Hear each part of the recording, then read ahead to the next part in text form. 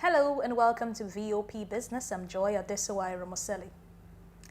The federal government has said the financial worth of direct economic damage in Nigeria caused by floods in 2022 is $7 billion. Yesterday, the government also said over 600 lives were lost as a result of the disaster. It described the situation as the worst effect on climate change in Nigeria. Vice President Kashim Shettima disclosed this at an event at the United Nations Framework Convention on Climate Change in Abuja. His speech was read by his Deputy Chief of Staff, Ibrahim Hassan. Shettima said climate change was the biggest challenge facing humanity today. Shettima said a lot of people from the northeastern part of Nigeria, including himself, bore the scar of climate change effects and had to live with its impacts. He outlined some of the impacts to include drought and desertification, disruption of rainfall patterns leading to a sandstorm of severe floods, destruction of farmlands, infrastructure and human settlements. The International Labour Organization ILO disclosed that global employment growth will be only by 1% in 2023, less than half of 2022. According to ILO, global employment is expected to rise by around 3 million in 2023 to 208 million. The Assistant Director General of Jobs and Social Protection Cluster ILO, Maya Seppo, in a release, stated that the cost of living crisis is pushing more people into poverty, including working poverty. The most vulnerable workers include 200 million people living in absolute poverty and 2 billion in the informal economy, where they frequently lack legal rights or social protection. According to her, in low-income countries, employment is not expected to recover to pre-pandemic level this year. Meanwhile, Seppo called on Nigeria and other countries to speed up their actions in achieving Sustainable Development Goal 8 on decent work for all. ILO said the SDG Goal 8, which brings together social, economic, and environmental targets, has an impact on all other Agenda 2030 goals. She noted that those that could alleviate poverty, reduce vulnerability and inequalities, and help to manage conflicts and social tensions.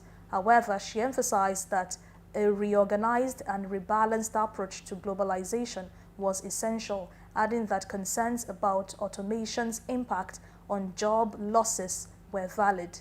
She claimed that technological progress could also create new job opportunities in emerging markets.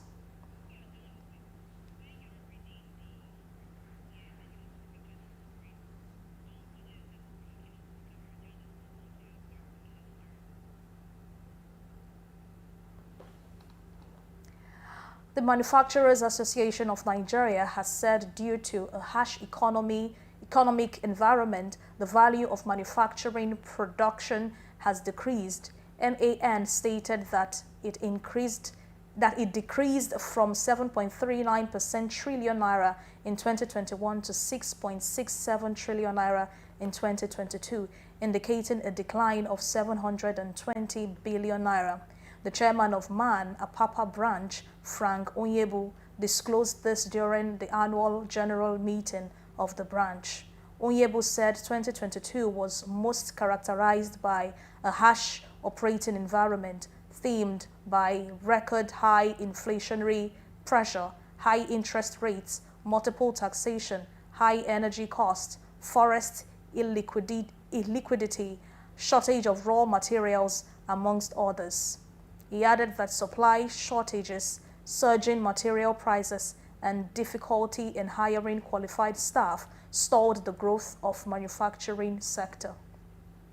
Speaking further, Onyebu noted that many manufacturers exited Nigeria to neighboring countries in 2022 due to the harsh operating environment. He added that more were planning to leave while others were hanging on by a thread, hoping for the new administration to turn things around.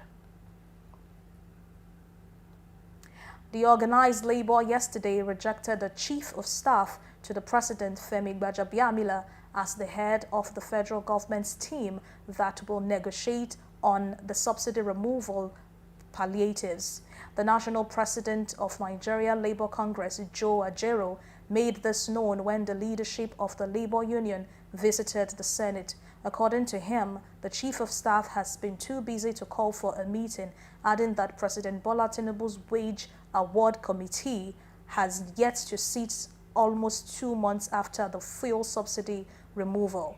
The NLC president, while speaking during the meeting with Senate leadership, lamented the plight of Nigerians as a result of the removal of fuel subsidy.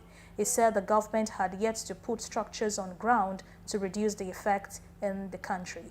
He told the lawmakers that while labor leaders were still deliberating on the 537 naira per litre of fuel and court had ruled for the status quo to remain, the government suddenly decided to increase the fuel to 620 naira per litre.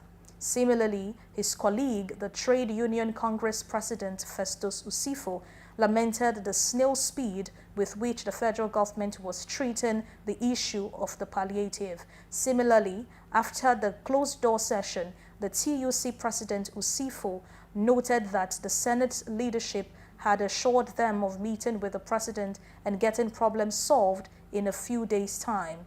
In his response, President of the Senate, Godswill Akpabio, appreciated the organized labor for their patience and understanding to assist the government. The exchange rate between the naira and the US dollar, according to data released on the FMDQ Security Exchange, the official forex trading portal, showed that naira opened at 782.59 per dollar on Tuesday, August 8, 2023, and closed at 757.51 naira per dollar on Tuesday, August 8, 2023. And that's all on VOP Business. Many thanks for staying with us. Do subscribe to our YouTube channel. It is Voice of the People TV, and on other social platforms, it is VOP TV. I'm Joy Adesua Eremaseli. Keep watching VOP TV.